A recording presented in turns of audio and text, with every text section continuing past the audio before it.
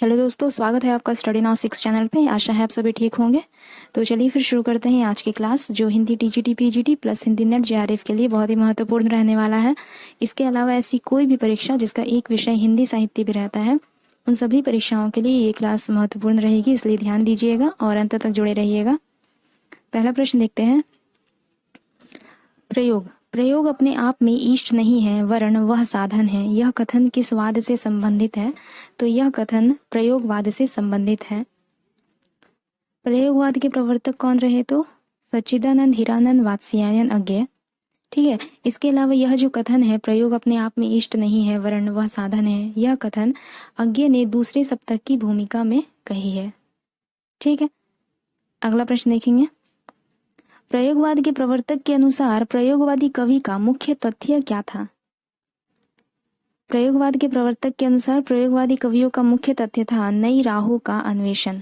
अतः कह सकते हैं कि प्रयोगवाद में जितने भी सप्तक थे, उसमें जितने भी कवियों का संकलन किया गया, वह यह ध्यान में रखकर किया गया कि सभी कवियों का जो दृष्टिकोण हो वह अलग अलग हो, उनमें एक मत ना हो किसी भी विषय को लेकर, चाहे वह जीवन के विषय में हो, समाज धर्म या राजनीति के विषय में हो, काव्य वस्तु या शैली के विषय में हो, छंद या तुक के विषय में हो। ठीक है। अगला प्रश्न देखते हैं। भव निबंध के लेखक कौन है? भव निबंध के लेखक है प्रताप नारायण मिश्र। प्रताप नारायण मिश्र भारतेंदु मंडल के कवि थे। ठीक है। इसके अलावा ये खड़ी बोली की श्रेष्ठ रचनाकार माने जाते हैं। शिरीष के फूल नामक रचना की विद्या क्या थी? शिरीष के फूल नामक रचना एक ललित निबंध थी, जो कि आचार्य हजारी प्रसाद द्विवेदी जी द्वारा रचित है। शिरीष के फूल एक ललित निबंध रही, आचार्य हजारी प्रसाद द्विवेदी जी द्वारा रचित। मुक्तिबोध की रचना चांद का मुंह टेढ़ा है में कौन सी कविता संकलित नहीं है इनमें से? तो जन्मदिन की धूप यह कविता चांद का मुंह टेढ़ा है नामक कविता संग्रह में संकलित नहीं है। जन्मदिन की धूप में नामक कविता केदारनाथ सिंह की अकाल में सारस नामक कविता संग्रह में संग्रहित है। इसके अलावा ये जो रही एक स्वप्न कथा, भूल गलती, ब्रह्म राक्षस, ये तीनों मुक्तिबोध की रचना चांद का मुंह टेढ़ा है नामक कविता संग्रह में संग्रहित है। ठीक है। अगला प्रश्न देखेंगे। तार सप्तक, दूसरा सप्तक, तीसरा सप्तक का संपादन किसने किया? तो तार सप्तक, दूसरा सप्तक, तीसरा सप्तक का संपादन किया अज्ञेय जी ने। तार सप्तक का प्रकाशन वर्ष रहा 1943, दूसरा सप्तक का प्रकाशन वर्ष 1951, तीसरा सप्तक 1959। अगला प्रश्न। निम्नलिखित में से एक कथन असत्य है, कौन सा? प्रयोगवाद का जन्म तार सप्तक के प्रकाशन से माना जाता है, सही है। प्रयोगवाद में प्रयोग को इष्ट नहीं साधन माना गया है, यह भी सही है। प्रयोगवादी कविता हास्योन्मुख मध्य वर्गीय समाज के जीवन का चित्र प्रस्तुत करता है, यह भी सही है। परंतु अंतिम जो है, नई कविता प्रयोगवाद का विकसित रूप नहीं है, यह गलत है, क्योंकि नई कविता प्रयोगवाद का ही विकसित रूप है। अगला प्रश्न है। प्रयोगवादी कवियों की रचनाएं किस सप्तक में संग्रहित है? प्रयोगवादी कवियों की रचनाएं तार सप्तक में संग्रहित है। तार सप्तक का प्रकाशन वर्ष क्या रहा? तो 1943। तार सप्तक में संकलित कवियों को राहों के अन्वेषी किसने कहा है?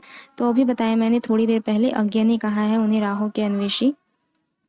इनमें से कौन तार सप्तक के कवि नहीं है? तो इनमें से तार सप्तक के कवि नहीं है शमशेर बहादुर सिंह जी, ये तार सप्तक के कवि नहीं है, बल्कि दूसरा सप्तक के कवि है। ठीक है। और यह जो रहे गिरजा कुमार माथुर, मुक्तिबोध, प्रभाकर माचवे, ये सभी तार सप्तक के कवि रहे। भवानी प्रसाद मिश्र की कविताएं किस सप्तक में है? भवानी प्रसाद मिश्र की कविताएं दूसरा सप्तक में है। अगला प्रश्न देखेंगे। 1951 में प्रकाशित दूसरा सप्तक में कौन सी कवित्री शामिल थी? 1951 में प्रकाशित दूसरा सप्तक में शकुंतला माथुर नामक कवित्री शामिल थी। अगला प्रश्न है। केदारनाथ सिंह किस सप्तक के संकलित कवि रहे? केदारनाथ सिंह तीसरा सप्तक के संकलित कवि थे। केदारनाथ सिंह तीसरा सप्तक के संकलित कवि थे। बसंती हवा कविता के रचयिता कौन रहते हैं? तो बसंती हवा कविता के रचयिता केदारनाथ अग्रवाल जी रहते हैं। अगला प्रश्न है। आत्महत्या के विरुद्ध कविता संकलन के कवि कौन है? तो आत्महत्या के विरुद्ध कविता संकलन के कवि है रघुवीर साहे जी। रघुवीर सहाय दूसरा सप्तक के प्रमुख रचनाकार थे। इनकी अन्य कविताएं हैं, इनकी अन्य कविता संग्रह है हंसो हंसो जल्दी हंसो, सीढ़ियों पर धूप में, लोग भूल गए हैं कुछ पत्ते कुछ चिट्ठियां। ये कुछ प्रमुख कविता संग्रह रही रघुवीर सहाय की। अगला प्रश्न है कुआनो नदी कविता संग्रह के कवि कौन है? कुआनो नदी कविता संग्रह के कवि है सर्वेश्वर दयाल सक्सेना जी। सर्वेश्वर दयाल सक्सेना जी को सन 1983 ईस्वी में खूंटियों पर टंगे लोग नामक कविता संग्रह के लिए साहित्य अकादमी पुरस्कार प्रदान किया गया था। खूंटियों पर टंगे लोग नामक कविता संग्रह के लिए साहित्य अकादमी पुरस्कार प्रदान किया गया था। नकेनवाद नामक साहित्यिक आंदोलन के अग्रणी कौन रहे? तो नकेनवाद नामक साहित्यिक आंदोलन के अग्रणी रहे नलिन विलोचन शर्मा, केसरी कुमार, नरेश मेहता। अगला प्रश्न देखेंगे, इनमें से कौन प्रपद्यवाद से संबंधित नहीं है? तो प्रयाग नारायण त्रिपाठी जी प्रपद्यवाद से संबंधित नहीं है, जबकि अभी बताया मैंने नलिन विलोचन शर्मा, नरेश मेहता, केसरी कुमार प्रपद्यवाद या फिर नकेनवाद से संबंधित रहे। दो राह समय के रथ का घर घर नाद सुनो, सिंहासन खाली करो की जनता आती है। यह जो पंक्तियां हैं यह किसकी कविता से उद्धृत है? प्रस्तुत पंक्तियां किसकी कविता से उद्धृत है? तो रामधारी सिंह दिनकर द्वारा रचित जनतंत्र का जन्म नामक कविता से उद्धृत है। अगला प्रश्न है, इनमें प्रगतिवाद समीक्षक कौन है? तो इनमें प्रगतिवाद समीक्षक है रामविलास शर्मा। इनमें प्रगतिवाद समीक्षक है रामविलास शर्मा। रामविलास शर्मा की आलोचना प्रक्रिया में माना जाता है कि केवल साहित्य नहीं रहता था, बल्कि वे समाज, अर्थ, राजनीति, इतिहास को एक साथ लेकर साहित्य का मूल्यांकन करते थे। रामविलास शर्मा की कुछ समीक्षा कृतियां रही। पहला प्रेमचंद और उनका युग, दूसरा निराला, तीसरा भारतेंदु हरिश्चंद्र, चौथा प्रगति और परंपरा, पांचवा भाषा और संस्कृति, छठा भाषा और समाज, सातवां निराला की साहित्य साधना। अगला प्रश्न देखेंगे, नई कविता के प्रमुख लक्षण क्या है इनमें? तो अनुभूति की सच्चाई और बुद्धिमूलक यथार्थवादी दृष्टिकोण ये नई कविता के प्रमुख लक्षण हैं। अगला प्रश्न है, नई कविता पत्रिका का आरंभ कब हुआ? नई कविता पत्रिका का आरंभ सन 1954 ईस्वी में इलाहाबाद से होता है। लघु मानव की धारणा किसकी प्रवृत्तिगत विशेषता है?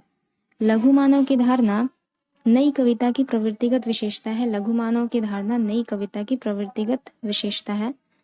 नई कविता परंपरा का तिरस्कार और नई कहानी परंपरा का विस्तार, यह कथन किनका है? तो यह कथन है राजेंद्र यादव जी का। हिंदी निबंध का उत्कर्ष काल कौन सा माना जाता है? हिंदी निबंध का उत्कर्ष काल शुक्ल युग को माना जाता है। हिंदी निबंध का उत्कर्ष काल शुक्ल युग को माना जाता है। यमलोक की यात्रा निबंध के लेखक कौन है? तो राधाचरण गोस्वामी। यमलोक की यात्रा एक जन साहित्य रही और इसकी भाषा कैसी है? बोलचाल की। अगला प्रश्न देखते हैं, कविता क्या है निबंध के लेखक कौन है? तो कविता क्या है निबंध के लेखक है आचार्य रामचंद्र शुक्ल जी। आचार्य रामचंद्र शुक्ल के निबंध संग्रह चिंतामणि कि अब तक कितने भाग प्रकाशित हो चुके हैं? तो 4 भाग अब तक प्रकाशित हो चुके हैं। चिंतामणि का पहला भाग का संकलन 1939 ईस्वी में आचार्य रामचंद्र शुक्ल जी ने स्वयं किया था, जिसमें उन्होंने अपने 17 निबंध चुनकर रखे थे। चिंतामणि का दूसरा भाग आचार्य रामचंद्र शुक्ल के निधन के लगभग 4 वर्ष बाद 1945 में निकाला गया, जिसका संपादन किया था पंडित विश्वनाथ प्रसाद मिश्र जी ने। इसमें कुल 3 बड़े निबंध संकलित हैं। चिंतामणि का तीसरा भाग 1983 में प्रकाशित हुआ, जिसका संपादन नामवर सिंह जी ने किया, और चिंतामणि का चौथा भाग 2002 में प्रकाशित हुआ, जिसका संपादन ओम प्रकाश सिंह ने किया। अगला प्रश्न है, धर्म की रसात्मक अनुभूति का नाम भक्ति है। प्रस्तुत कथन रामचंद्र शुक्ल के किस निबंध का अंश है? तो मानस की धर्म भूमि का अंश है। धर्म की रसात्मक अनुभूति का नाम भक्ति है। सुलोचना निबंध संकलन किनका है? तो सुलोचना निबंध संकलन भारतेंदु हरिश्चंद्र जी का है। नाखून क्यों बढ़ते हैं, यह किस विद्या की रचना है? तो नाखून क्यों बढ़ते हैं एक निबंध है जो कि आचार्य हजारी प्रसाद द्विवेदी जी द्वारा रचित है। आगे बढ़ते हैं। आचार्य हजारी प्रसाद द्विवेदी जी का निबंध संकलन इनमें से कौन सा है? तो अशोक के फूल, कूटज, कल्पलता, ये सभी उनके निबंध हैं आचार्य हजारी प्रसाद द्विवेदी जी के। बेकन के निबंधों का अनुवाद बेकन विचार रत्नावली नाम से किसने किया था? तो महावीर प्रसाद द्विवेदी जी ने किया था। बेकन के निबंधों का अनुवाद बेकन विचार रत्नावली नाम से महावीर प्रसाद द्विवेदी जी ने हिंदी के लेखकों को विचारात्मक निबंध लिखने के लिए प्रोत्साहित करने हेतु किया था। ठीक है, अगला प्रश्न है, पत्रकारिता के स्तर पर निबंध शैली को विकसित करने वाले प्रमुख लेखक कौन है? तो रामवृक्ष बेनीपुरी जी है। रामवृक्ष बेनीपुरी के अन्य प्रमुख निबंध हैं वंदे वाणी विनायको, गेहूं और गुलाब। अगला प्रश्न देखेंगे, भारतीय संस्कृति के मूल उपादानों का ऐतिहासिक विकास प्रस्तुत करने वाला प्रसिद्ध ग्रंथ संस्कृत के 4 अध्याय किसने लिखा है? तो रामधारी सिंह दिनकर ने लिखा है। निषाद बांसुरी की रचना विद्या क्या है? निषाद बांसुरी एक ललित निबंध है, कुबेरनाथ राय द्वारा रचित। प्रसाद पंत और मैथिली शरण नामक निबंध संग्रह किनका है? तो प्रसाद पंत और मैथिली शरण यह जो निबंध संग्रह है यह रामधारी सिंह दिनकर द्वारा रचित है। हिंदी साहित्य में सरदार पूर्ण सिंह की ख्याति किस रूप में है? हिंदी साहित्य में सरदार पूर्ण सिंह की ख्याति एक निबंधकार के रूप में है। अगला प्रश्न देखेंगे, किस प्रकार के निबंधों में समास शैली प्रयुक्त होती है? तो विचारात्मक निबंधों में समास शैली प्रयुक्त होती है। बसंत आ गया पर कोई उत्कंठा नहीं शीर्षक निबंध के लेखक कौन है? बसंत आ गया पर कोई उत्कंठा नहीं शीर्षक निबंध के लेखक कौन है? विद्यानिवास मिश्र जी है इस निबंध के लेखक। इनमें से नाग बोडस द्वारा लिखित नाटक कौन सा है? तो खूबसूरत बहू नाग बोडस द्वारा लिखित नाटक है। नाग बोडस एक भारतीय कथाकार एवं नाटककार रहे। इनमें से कौन सा हिंदी का प्रथम मौलिक नाटक है? तो आनंद रघुनंदन हिंदी का प्रथम मौलिक नाटक है जिसके रचयिता रहे राजा विश्वनाथ सिंह। संभवामी युगे युगे नाटक के रचयिता कौन रहे? तो जी.जे. हरिजीत संभवामी युगे युगे नाटक के रचयिता रहते हैं। यह एक सामाजिक एवं पौराणिक नाटक है जिसका प्रकाशन सन 1980 ईस्वी में हुआ था। इनमें किस नाटक में नारी के पुनर्लग्न की समस्या उठाई गई है? तो जयशंकर प्रसाद द्वारा रचित ध्रुव स्वामिनी नामक नाटक में नारी के पुनर्लग्न की समस्या उठाई गई है। इसमें नारी की समस्या को दर्शाया गया है ध्रुव स्वामिनी नामक नाटक में। जन्मेजय का नाग यज्ञ के लेखक कौन है? तो जयशंकर प्रसाद है जन्मेजय के नाग यज्ञ के लेखक। हिंदी का सर्वप्रथम गीति नाट्य कौन सा है? तो हिंदी का सर्वप्रथम गीति नाट्य है करुणालय। इनमें से कौन सा विद्यानिवास मिश्र की कृति नहीं है? तो इनमें से रस आखेटक जो है यह विद्यानिवास मिश्र की कृति नहीं है। तुम चंदन हम पानी, मेरे राम का मुकुट भीग रहा है, शिरीष की याद आई, ये सभी विद्यानिवास मिश्र की कृति है। रसज्ञ रंजन किस सुप्रसिद्ध निबंधकार की कृति है? रसज्ञ रंजन आचार्य महावीर प्रसाद द्विवेदी की निबंध है। आचार्य महावीर प्रसाद द्विवेदी के अन्य निबंध है कालिदास और उनकी कविता, संपत्ति शास्त्र, कालिदास की निरंकुशता, वनिता विलाप, साहित्य संदर्भ, अद्भुत आलाप। ठीक है, अगला प्रश्न देखेंगे, कुमार यह मृत्यु और निर्वासन का सुख, यह तुम अकेले ही लोगे, यह नहीं हो सकता, यह किस नाटक की पंक्ति है? तो यह ध्रुव स्वामिनी नामक नाटक की पंक्ति है जिसमें यह कथन ध्रुव स्वामिनी चंद्रगुप्त से कहती है। ठीक है, जयशंकर प्रसाद द्वारा यह नाटक 1933 ईस्वी में रचा गया था। तो आज का ये हमारा अंतिम प्रश्न रहा। अगले क्लास में जल्दी मिलते हैं। तब तक के लिए अगर आप लोगों को हमारी वीडियोस अच्छी लगे तो लाइक, शेयर और सब्सक्राइब जरूर कीजिएगा। धन्यवाद।